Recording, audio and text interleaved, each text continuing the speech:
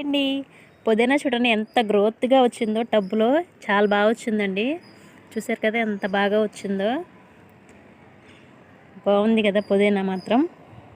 మంచి సువాసన అయితే వస్తుందండి. పుదీనా స్మెల్ సూపర్‌గా ఉంది. మంచి వాసన వస్తుంది.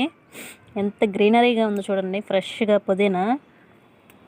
ఇంతకీ పుదీనా ఎక్కడిదనుకుంటున్నారండోయ్? నేను మా అమ్మ వాళ్ళ చెల్లి వాళ్ళ ఇంటికి వచ్చానండి. అదేనండి మా అమ్మ వాళ్ళ చెల్లి అంటే ఎవరు? నాకు పిన్ అయిద్ది కదండి.